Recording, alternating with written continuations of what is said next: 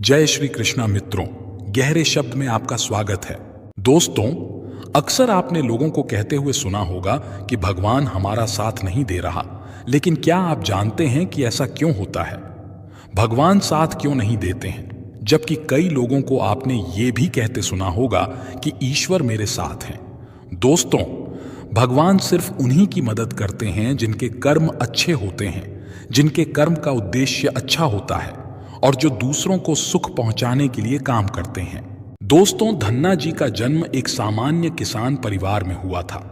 इनके पिताजी खेती करते थे और गायों का पालन किया करते थे। एक दिन धन्ना जी के परिवार के कुलगुरु, जिनका नाम था पंडित त्रिलोचन, वे तीर्थ यात्रा करके लौटे थे और कुछ दिनों के लिए धन्ना जी के घर पर रुक गए। पंडित त्रिलोचन जी शालिग्राम भगवान की सेवा किया करते थे। वो बड़े भाव से भगवान शालिग्राम की शिला की सेवा करते थे। उनको पुष्प चढ़ाते, उन्हें भोग लगाते और भगवान को भोग लगाने के बाद ही वो भोजन ग्रहण करते थे। बालक धन्ना पंडित जी को ये सब करते हुए देखता था। उसे भगवान की सेवा बड़ी अच्छी लगती थी। जब पंडित जी भगवान की सेवा करते तो धन्ना को बड़ा ही सुकून मिलने लगता।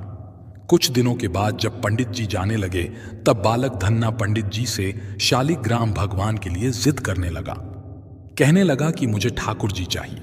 परंतु पंडित जी अपने ठाकुर जी छोटे से बालक को कैसे दे सकते थे? धन्ना जी को उनके माता पिता ने बहुत समझाया, परंतु धन्ना जी नहीं माने। अंत में लोगों ने पंडित जी से कहा कि ये तो बालक है, इसे शालिग्राम जैसा कुछ और देकर के बहला फुसला दो। अगले दिन पंडित जी नदी में स्नान करने गए। वहां से वो एक गोल मटोल थोड़ा बड़ा सा काले रंग का पत्थर ले आए। वो धन्ना जी के पास आकर बोले, मैं तुम्हें अपने ठाकुर जी को दे दूंगा, लेकिन मेरे पास दो ठाकुर जी हैं, बड़े ठाकुर जी और छोटे ठाकुर जी। तुम्हें कौन से ठाकुर जी चाहिए? धन्ना जी ने झट से जवाब दिया, मुझे तो बड़े ठाकुर जी चाहिए। पंडित जी भी यही चाहते थे।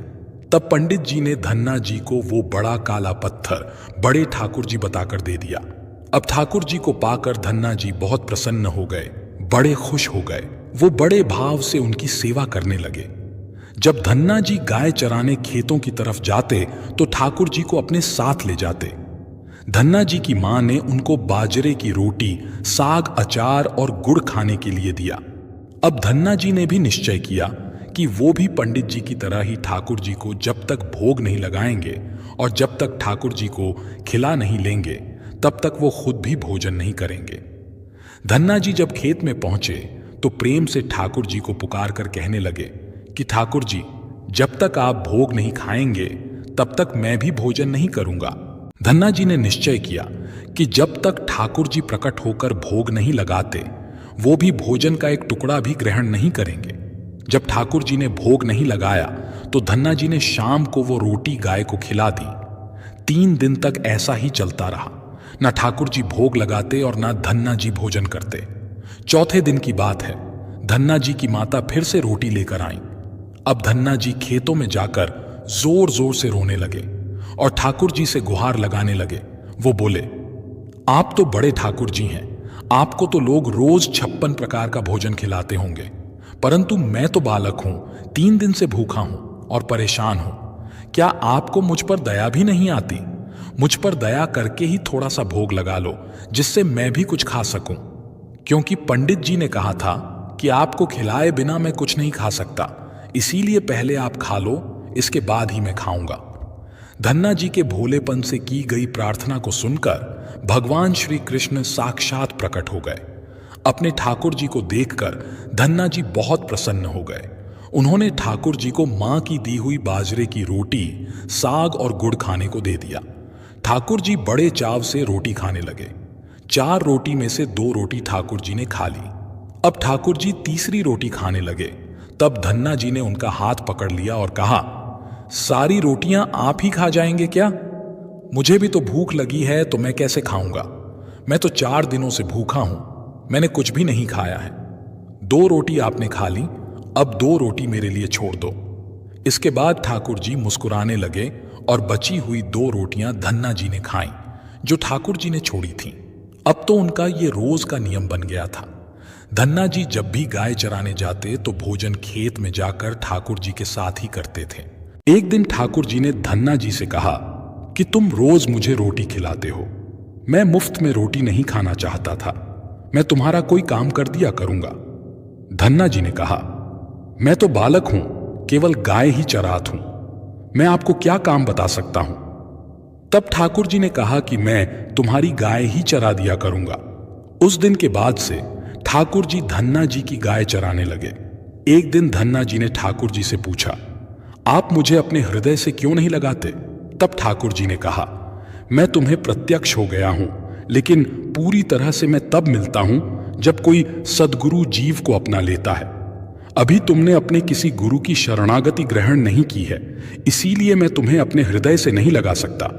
तब धन्ना जी बोले, मैं तो जानता नहीं कि गुरु किसे कहते हैं, फिर मैं अपना गुरु कैसे बनाऊं।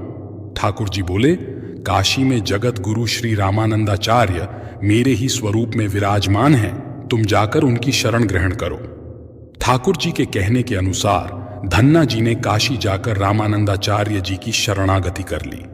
उस समय धन्ना जी की आयु लगभग 15-16 साल के आसपास थी।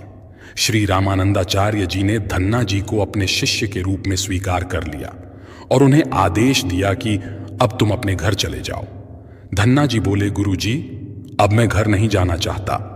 आप मुझे घर जाने का आदेश क्यों दे रहे हैं। गुरु जी बोले, अगर तुम यहां रहकर भजन करोगे तो केवल तुम्हारा ही कल्याण होगा, लेकिन अगर तुम अपने घर जाकर खेती किसानी करते हुए अपने माता पिता की सेवा करते हुए भजन करोगे तो तुम्हारे साथ कई जीवों का उद्धार हो जाएगा।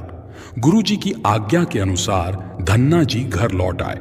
इसके बाद जैसे ही धन्ना जी घर पहुंचे, ठाकुर जी ने उन्हें अपने हृदय से लगा लिया।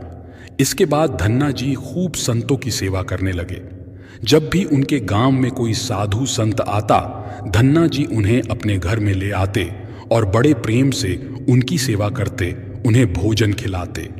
संतों की सेवा करने के कारण अब उनके घर दूर दूर से साधु संत आने लगे। धन्ना जी सभी का बड़े प्रेम से सत्कार करते